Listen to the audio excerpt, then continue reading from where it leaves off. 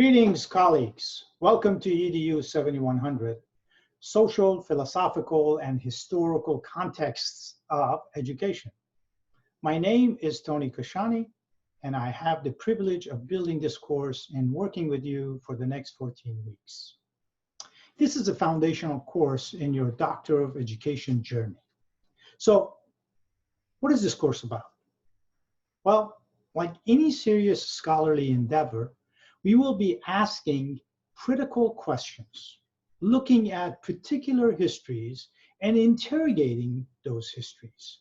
We will ask philosophical questions which should generate even more questions, better questions, if you like. We will look at our own practices and introspectively examine where we are in the grand scheme of things. You are in pursuit of a doctorate in education, so you can contribute to the field in theory and practice. This course is one of the main building blocks towards that goal. In this class, together, we examine carefully the notion of pedagogy and begin to explore it through the lenses of equity, social justice, and in historical context. In that sense, we look at pedagogy not just as methodology for teaching, but philosophy, science, and practice of education for freedom. You are asked to engage deeply with the readings, lectures, videos, and dialogues to produce new knowledge about the meaning and value of education. Our scholarly work will be interdisciplinary while aiming towards transdisciplinarity. As scholars, we shall examine our own frames of reference, along with the new perspectives we gain in class in order to understand the genealogy of personal views and how those views impact our pedagogical practices. We shall examine the historical development of education philosophies and constructively challenge our own various embedded assumptions about education. There will be two main projects, a midterm research project and one final scholarly essay. Let's face it. When it comes to education, among many other important humanistic activities and pursuits, we have reached a fork in the road. And as intellectuals who care deeply about education, we have a moral obligation to give it our all for the greater good for all of humanity. We shall work rigorously to find the road towards an education for freedom. We will look at dogma in history of education. We know that human intellectualism is inherently anti-dogmatic. In its need for constant reflection, it has to be anti-dogmatic. But there's a paradox here that really merits our attention. Intellectualism is naturally fluid, yet human nature seems to be innately simplistic.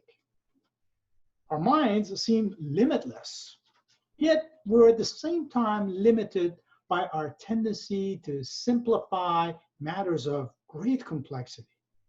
That is one of the main problems of education. It's a puzzle that requires regular visitation, and we shall do that. So to that end, we will recognize that the art of teaching requires a complex body of knowledge of the social world.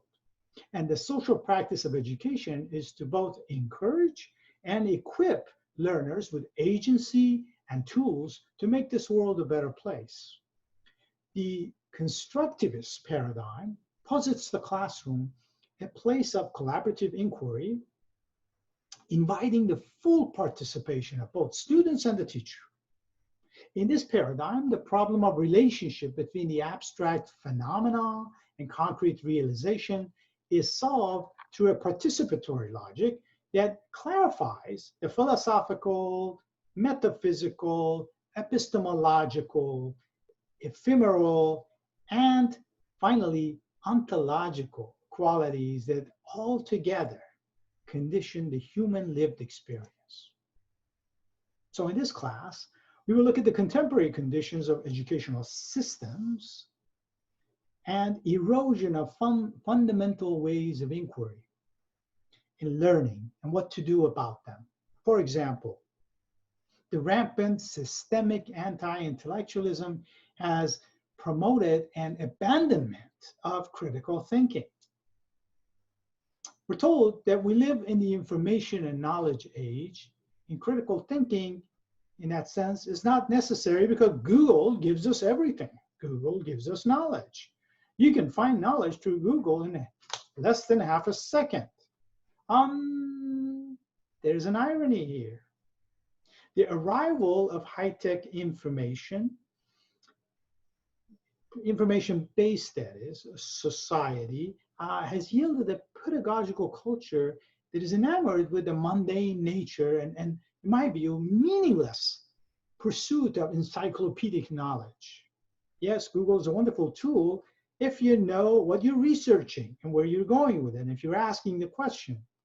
But if you're not asking questions, the Google can dominate your mind and remove the critical thinking from the process.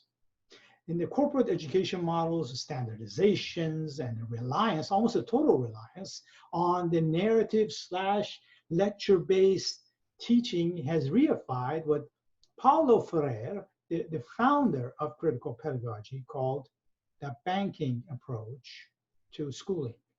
In other words, depositing what is deemed as knowledge into people's heads. He referred to this condition as a narration sickness. Well, those are some of the ideas and problems that we shall explore through reading, viewing, writing, and discussions in this class. So for the next 14 weeks, we shall build a dynamic discourse. As far as the structure is concerned, as I said earlier, much of the work for this course will be done asynchronously.